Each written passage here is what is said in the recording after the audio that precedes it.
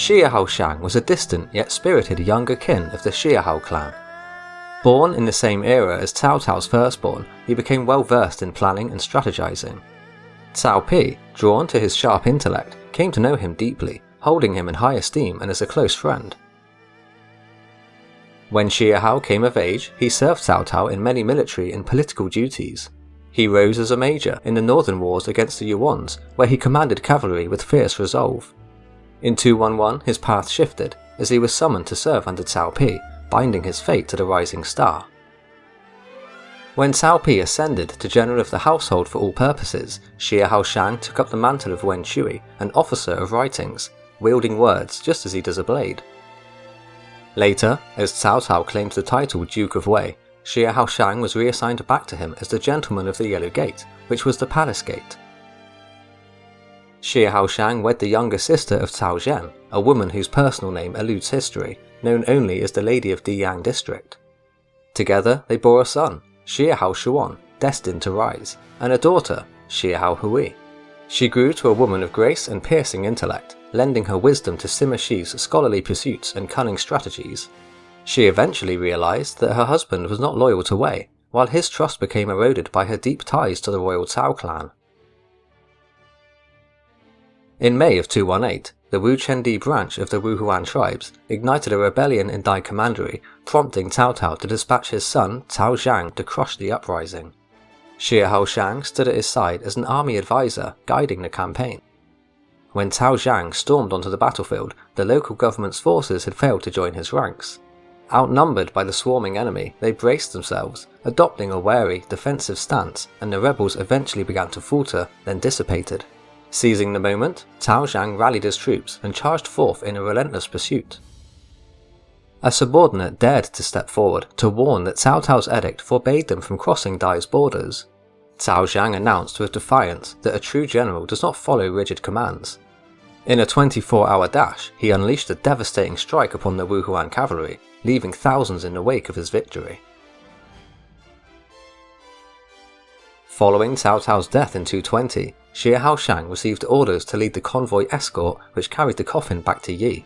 He attended the funeral and burial, after which Cao Pi succeeded his father as King of Wei. He first appointed Xiahou Shang as a regular mounted attendant and later promoted him to the commandant of the Central Army. He was also further enfeoffed as a Marquis of Pingling Village. When Cao Pi elevated himself to emperor, he turned to Shang, entrusting him with great authority. Shang was appointed to supervise over military affairs at the southern frontiers of Wei, a rugged bastion where vigilance and might would hold the line. As general who attacks the south and inspector of Jing, he proposed to launch an attack against Liu Bei at Shangyong. Cao Pi gave his approval, then ordered Xu Huang to join the ranks and lead the troops. Together with Xiahou, they were successful in their mission, where a total of 3 commanderies and 9 counties became pacified.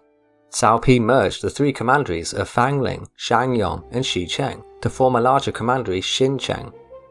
He then appointed Meng Da as the administrator, who became close friends of Xiahou Shang and Huan Ji. During the times that Cao Pi recognized Sun Quan's claim over the Jiangdong region, Xiahou Shang knew that Quan was only pretending to submit. He urged Cao Pi to be on close guard until Quan eventually declared himself emperor in 222.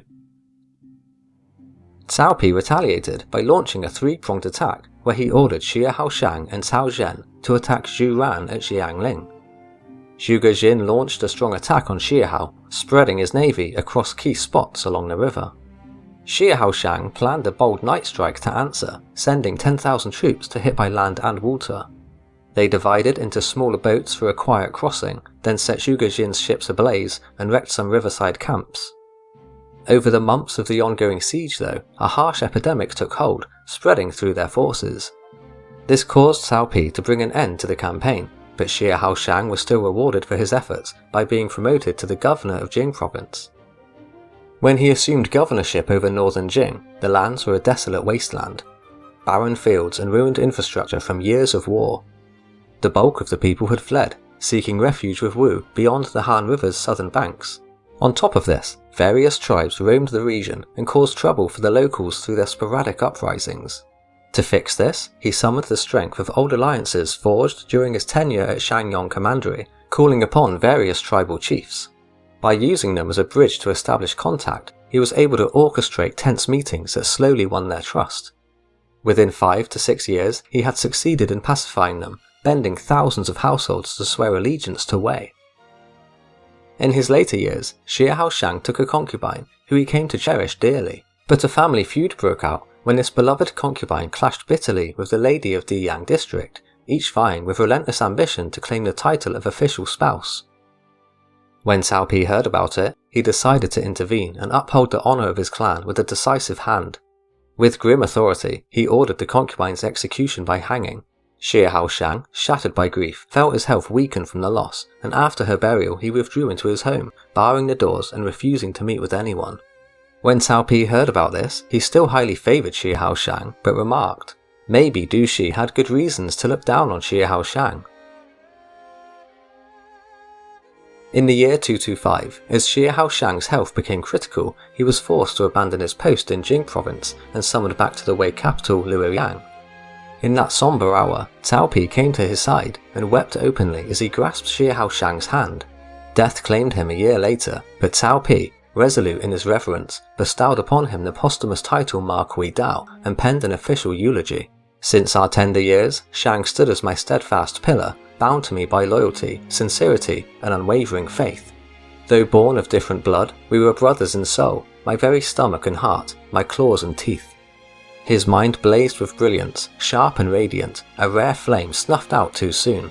Alas, fate is a cruel thief. I hereby proclaim him Senior General who attacks the South, and with this seal I name him Marquis of Xuanling, so that his name may endure.